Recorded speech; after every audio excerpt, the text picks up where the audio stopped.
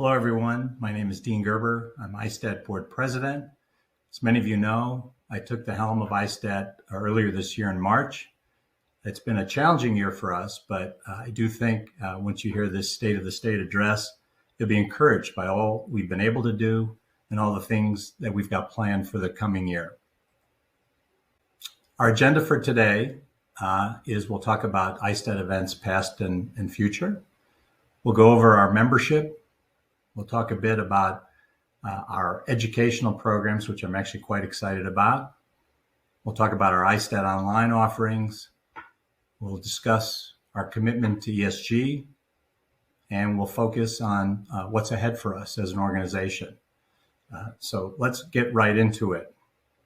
We'll first chat about our events, which, of course, many of you know, is kind of the hallmark of what we do. ISTAT at its core is an events-driven networking organization. It's one of our main pillars, providing the best and top quality educational and networking events. And notwithstanding a global pandemic this past year, we've had, I think, great results considering the scope of the events. 2021, we've had multiple in-person events, which is a great deal for us because each of these was a challenge and timing was tricky and outcomes were uncertain. But we started off the first quarter with a small event in Miami called the Miami Conclave. Had over 300 delegates attend that event.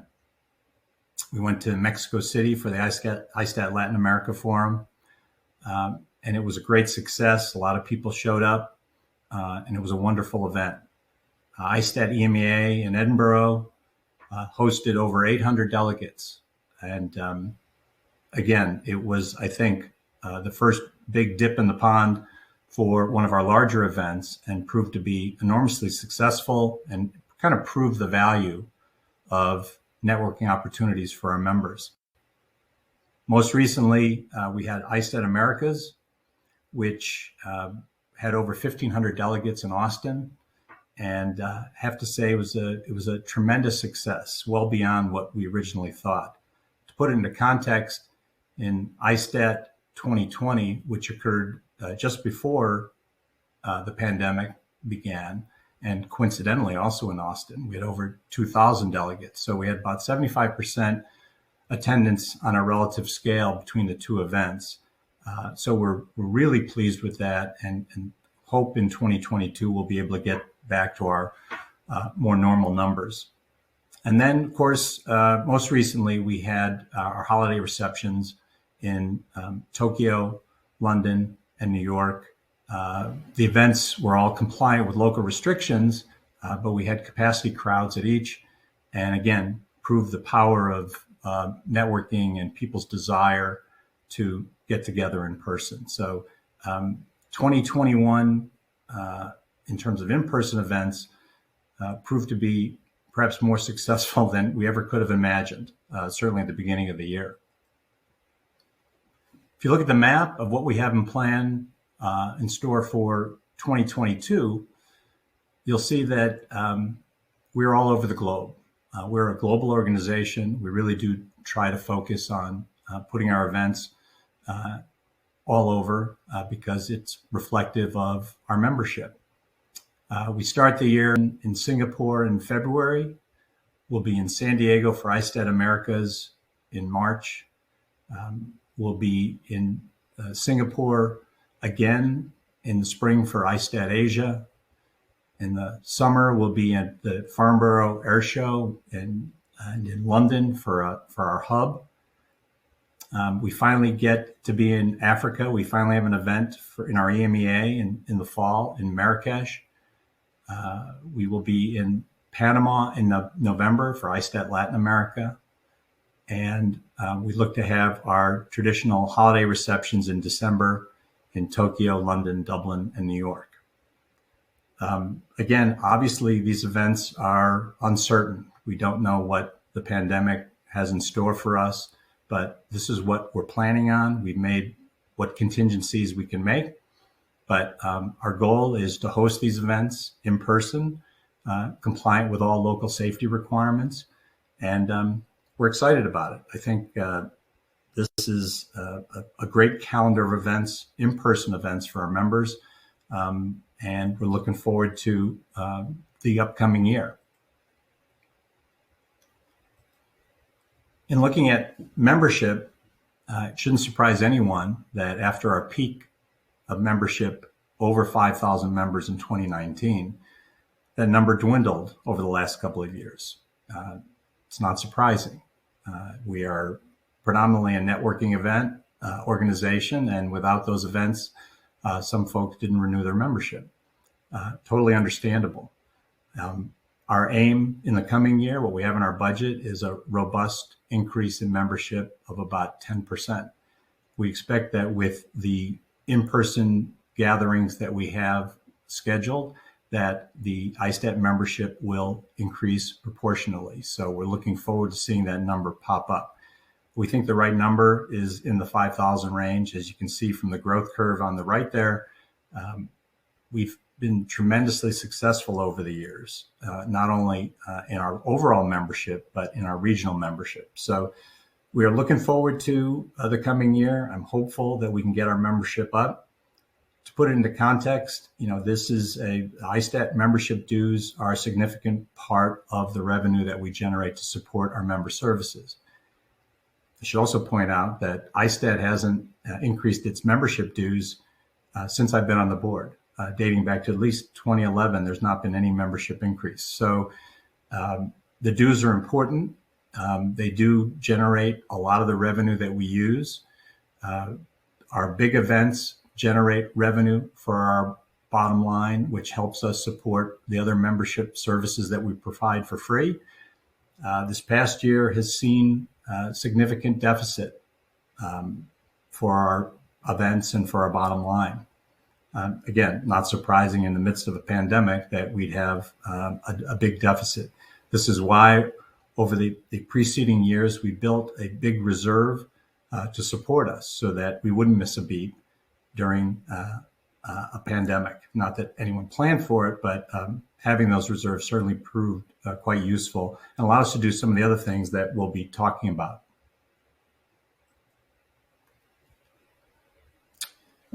We also have a Rising Executive Program. This is led by Paul Gainey at Avalon as part of our member services. This is a free service that we provide for young members and member companies geared towards individuals with 1 to 10 years experience in our industry. The Rising Executive Program has proven enormously popular. We've got a community of over 800 members who are participating in this presently. There are online events that often include having notables in our industry coming to speak to young people to talk about their careers and what they might be doing to help advance their own. We've got in-person networking events for these young executives, as well as one-to-one networking tools that are available to them. It's proven to be, as I said, enormously popular. We're quite proud of that program. I encourage you, if you're viewing this and you're an ISTAT member company, to take advantage. Tell your young people to get and participate, go on the ISTAT website and take advantage of our Rising Executive Program. It's really a great place for young people to network themselves and to help learn about what's going on in our industry and to meet folks that they might not otherwise get the chance to interact with. One of the great pleasures that I have as ISTAT Board President is I get the pleasure of awarding the Istead Award, which is a prestigious honor. This past year, just in Austin, earlier this year, I had the supreme pleasure of providing Abdul Mowbray with the Istead Award. Abdul's president and CEO of GA Telesis. If you were at the event, you saw Abdul gave a truly emotional, terrific speech. He's a wonderful advocate for ISTAT, but also exemplary model of what an Istead Award winner is. He's done it all, and I'm so pleased for him. Also pleased to announce that the 2022 Istead Award winner is going to Rafael Alonso, former president of Airbus Latin America and Caribbean region. And Raphael will be given the award at ISTAT Americas in San Diego in the spring, in March, and I'm very much looking forward to that event. If you look at the history of our prior ISTAT Award winners, it's really a tremendous list of dignitaries in our industry, all deserved and well-deserving of this honor. And again, I'm personally very delighted to be participating in this and to be able to provide that award to our winners. I'd like to shift now to our educational programs, which are very important and near and dear to my own heart. ISTAT has a professional development program that we've instituted over the last couple of years. It was due to get off the ground pre-pandemic, but got delayed a bit because of the pandemic. The PDP program is really an outgrowth of what we've been doing for years in the ISTAT Foundation. The foundation, historically, as many of you know, has been providing scholarships to young people in college who are focused and have an interest in aviation. That initiative kind of led us to what we call ISTAT U, which is a college and postgraduate focused course that is geared to aviation. And it started in person at Embry-Riddle University in Florida, and has since developed into an online course that young people who are in college or grad school all over the world can participate in. We've had a number of the ISTAT U graduates with us in Austin recently for the ISTAT Americas conference, and it was great seeing those young people. And the whole focus and reason for these programs to exist is we want to get young people involved in aviation and focused and understanding of what this industry is that we have. And I'm extremely pleased to report that the ISTAT U has really done what it was intended to do. Our member companies are focused on those young people who have expressed an interest in our industry. They've reached out to ISTAT U students while in class, and indeed a number of them actually had offers before they graduated college or came out of grad school. So it's a great program. Of course, an extension of that is the PDP program. PDP is designed for young professionals in our industry who are actively working with 1 to 5 years experience in our industry. And we started with an EMEA class that was Dublin based. It was intended initially to be an in-person class, but because of the pandemic, most of it was done online, although there was a robust graduation in Edinburgh earlier in the year where 26 young professionals graduated. It was great seeing them together. It was great to be part of the class. I was fortunate enough to be able to teach one of the classes. And I have to say, it was a great experience. And these young professionals really give me a lot of hope for our industry on a go-forward basis. The Americas class started earlier this year. There are 35 students enrolled in that. This is an in-person class. First class was here a few months back in Chicago. They most recently were in Seattle, including having courses and tours of the Boeing facility.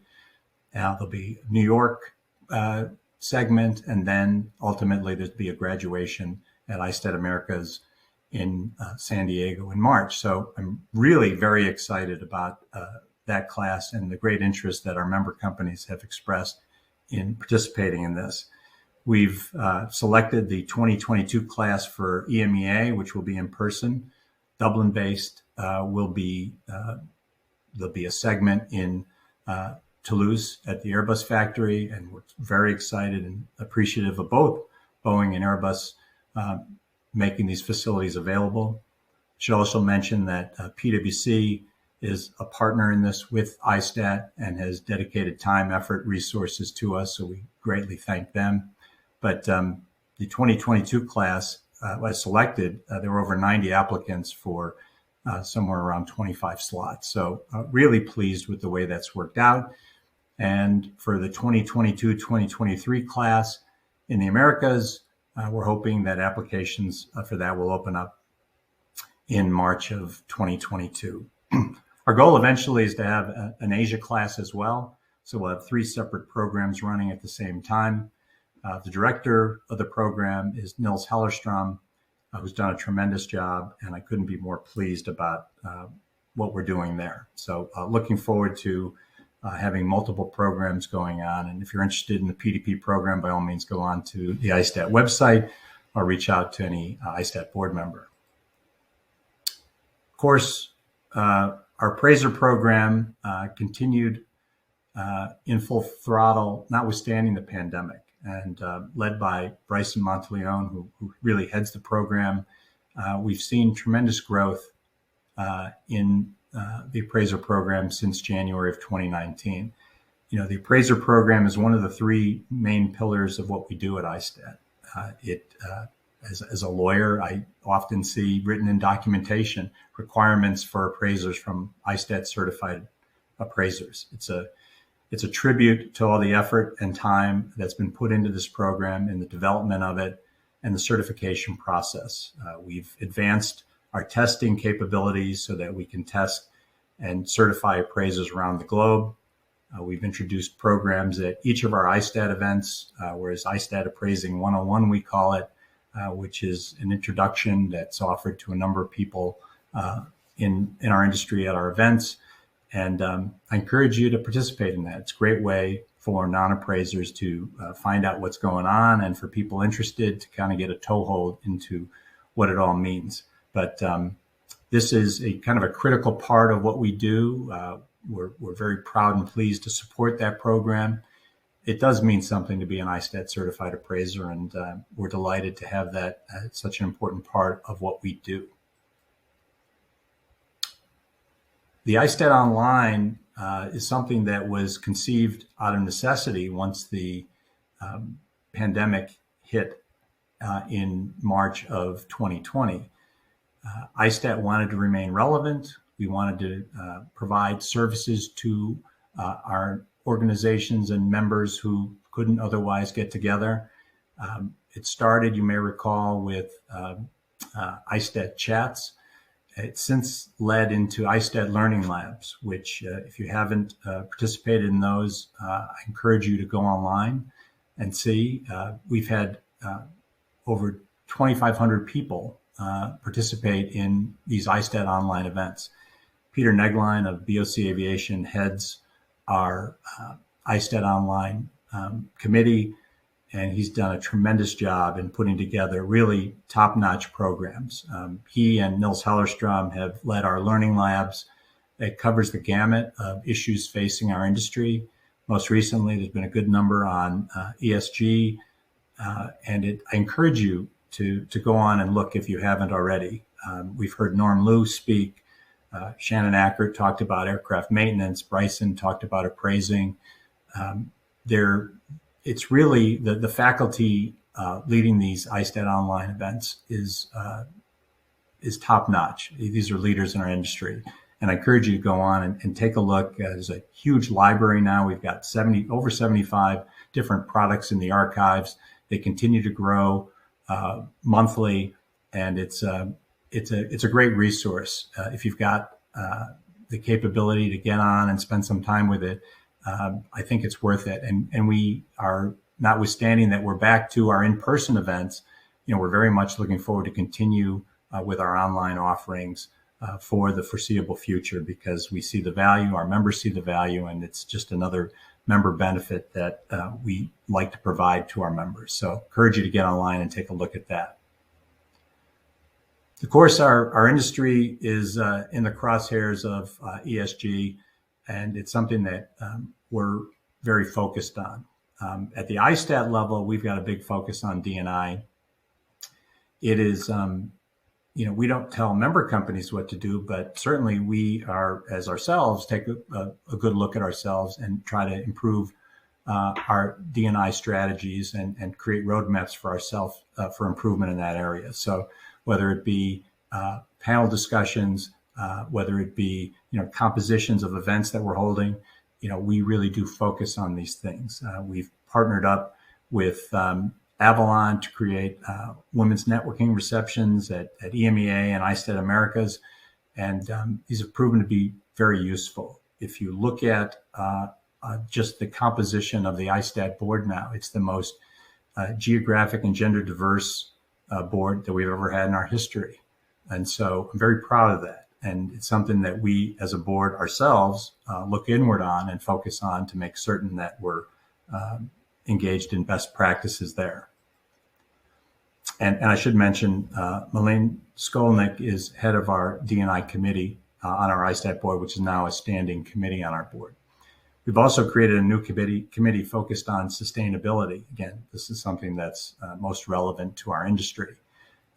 We're intending to be at the forefront of this and making certain all of our events are engaged in sustainable practices and doing our best to help the environment. And so this is Mike Warner at Boeing heads our sustainability committee, and we were kind of laser focused on this type of thing and making certain that we meet the challenge of the next century. In terms of looking ahead, we will always continue to be supporting the Istead Foundation. This is something that is, again, the third of our three main pillars is support for the Istead Foundation. Last year, the foundation itself either donated or arranged donations in excess of $970,000. Included in that is a large grant from ISTAT itself. Also included as a large matching grant from Air Lease Corporation, which we're very proud and pleased to have them participate with us. That was towards a COVID relief effort in India. Peter Hubers is the foundation chair. He's done a tremendous job in terms of supporting the ISTAT Foundation's efforts. As you see, they're engaged in scholarships, ISTAT U that I mentioned earlier, internships, grants, and of course, humanitarian aid, most notably focused on COVID relief, all with an aviation bent to it, so that those funds are going to aviation-related organizations or aviation-related relief. I'm very proud of what the foundation's managed to do over the last 12 months, and under Peter's stewardship, will continue to do in the coming year. Our board is a very active board. As you'll see, the executive committee is myself, Mary Prettyman from Pratt, Marilyn Gann from VMO Aircraft Leasing, and Jerry Latterman from United Airlines, and of course, Jerry Butler, our immediate past president from Merck's.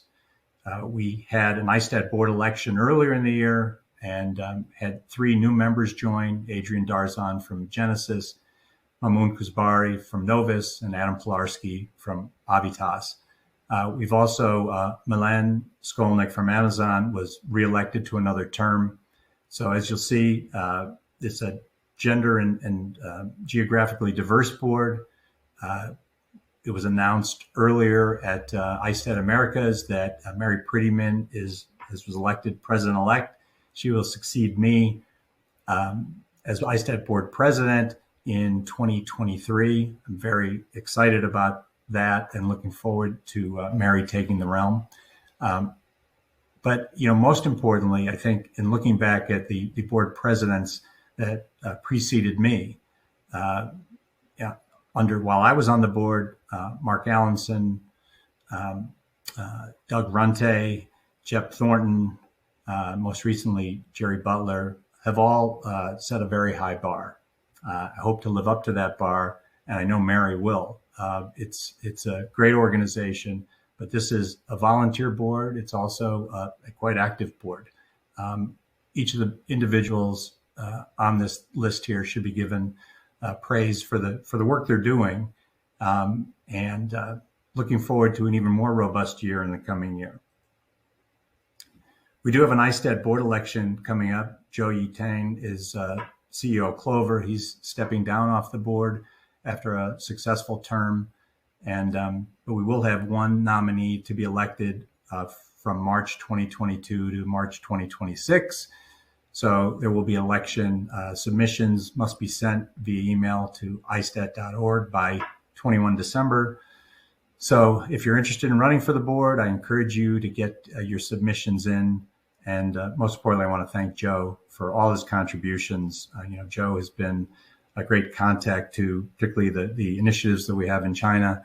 And he's been a great contributor to our board. And I want to thank him specifically for all he's done for us. So in closing, I just want to say, if you have any questions, always feel free to reach out to ISTAT at istat.org. You can reach me direct. I'm always available for that. Any board member would be delighted to speak to you about it. We on the board are quite passionate about ISTAT, as you can imagine. I've been involved in ISTAT for many, many years, and I'm really pleased to be part of this organization. It's a proud history, and looking forward to the future. I think it's quite bright for us. So thank you. I appreciate you spending the time with me today, and look forward to seeing you at an ISTAT event. Happy holidays to you and your family. Please be safe, and we'll be talking soon.